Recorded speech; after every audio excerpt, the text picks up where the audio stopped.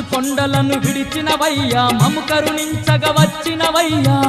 కొండలను విడిచినవయ్యా మము కరుణించగ వచ్చినవయ్యా మాత పార్వతీ తోడుగా ఇలలో మాకు తోడుగా నిలిచినవయ్యా